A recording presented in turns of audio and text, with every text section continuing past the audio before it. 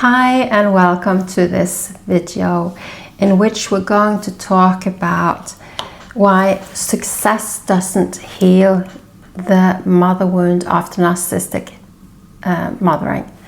So it's actually very common for people who grew up with a narcissistic mother to end up being very successful, very resourceful, very people who are really have done a lot of special things. Like there are singers, there are actors, there are academics, there are people in private businesses, there are lots of people who have done really well for themselves and become really skilled and done a lot of things. So, but the thing is, as a therapist, so my name is Åse Wegerif and I'm a survivor of a narcissistic mother and I'm a therapist and I've worked clinically with people for a long time. So what I know is that it doesn't matter how successful anyone is on the outside. When I look at people, I do get to know the outside, the way people relate, the story they tell, the circumstances, their career, their hopes and dreams, all of these things, I do get to hear them. But inside there is an emotional self, and the state of the emotional self does show itself in a lot of things like close relationships, how we really feel about ourselves, how we treat ourselves, how we let other people treat us, and so on. So that can be quite at odds with the outside, even if the outside looks perfect. Or of course it can be also well looked after, and lots of people also have done a lot of work on themselves to get to a better place than where they came out of when they grew up with a narcissistic mother. I know myself as well, is that when I became a young adult, I was a teenager, became a young adult, went into the wrong career, I was completely lost. I was depressed a lot, I was confused a lot. I had the whole relationship to myself internally showed itself in my outside life, that I was disoriented in my life. I attracted people who didn't treat me well and so on. So fortunately, this is all behind me and I've got a good life, and that is why I'm here on YouTube, to try to help you to get the same. So often to become, lots of people then are successful, they are perfectionists, they are high achievers, and so on. And this is also something that starts in childhood. It starts with being a child of the narcissistic mother, and we know that this is incredibly difficult, incredibly painful. The reality emotionally of being a child of a narcissistic mother is a disaster, because she doesn't have the skills to provide good mothering and good emotional nurturing and to show you a healthy way to develop when she's a narcissist. She doesn't have that. She's also not interested. So, and she can be very abusive as well. So sometimes there's this child that is in a really hopeless situation that finds that by being good at school or good in sports, or they find a way to show excellence or to be good at something in a way that they can get recognition for or be seen by others, or so it can be a way to actually, in real dire straits, to really get something positive, to get something, even if we don't get it at home, we can still maybe get it from a teacher or from someone else outside. It can also be a way to escape into a different world, to just hang around away from home a lot, to to dive into something in order to fill one's life up with it as much as possible. Perhaps there's also a child there that knows that they need somewhere inside of us. I know that for me, I always knew deep inside that I couldn't word it, but I always knew that things weren't right. So that's why I became the scapegoat. So, which you might very well relate to. And so when you're living in this really impossible situation, it's no wonder that we flee and escape and go somewhere else. And lots of people actually end up like fantasizing about the relationship being different and so on. That's a dangerous route to go down, because if you do that, you start that program and then that program rolls, then you might be on that program unconsciously when you're an adult. So then you don't see the reality of the relationship in front of you and so on. Then you have to undo that. So, but by escaping into being good at school, escaping into being good at sports, escaping into being good at a hobby, or maybe with animals or whatever it is, that is something that can take us out of the situation and transport us into something else that can give us something when we're really, really lacking. And perhaps it's also a way to please our parents. If we were good at school, then our parents would they would maybe push us and expect it and punish us if we weren't, so we learn to be good at it and so on. So there's so many ways that these relationships actually the meaning that these things have for each person can be very, very different between people.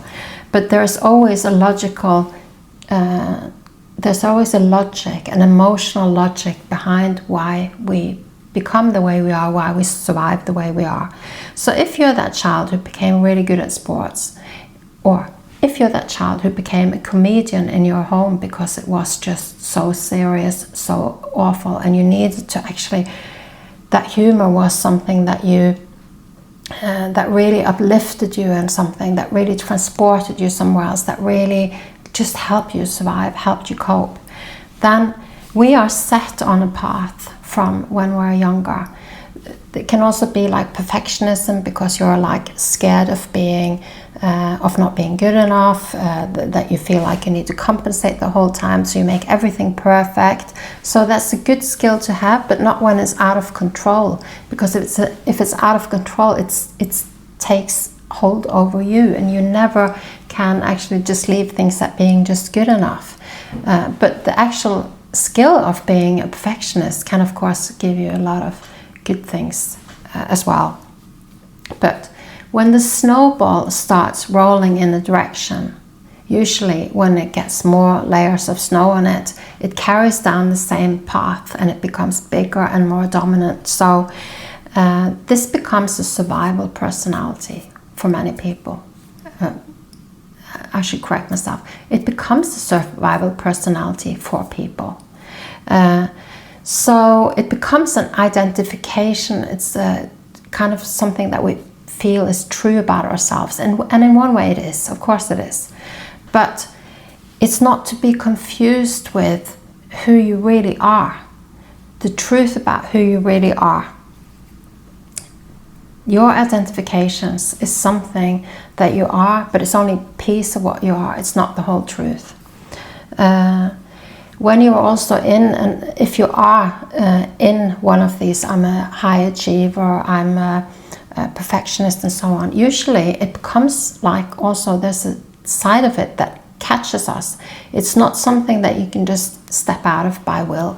It's not something that you can just choose not to be. It's something that is a bit like a prison. It's a bit like you're confined into that identity, and that's what's not so good about identities.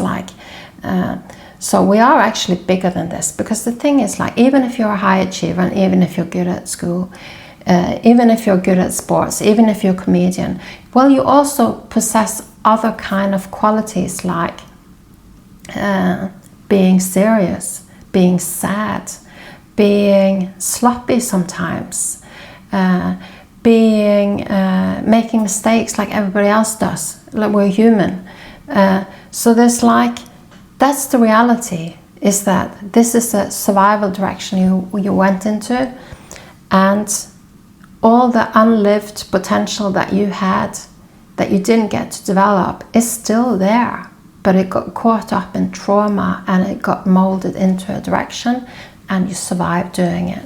So I know that when I work with people deeply over time, that they begin to sense that who they really are, they begin to have a looser bond with these identifications. They are still really, they are still part of who you are.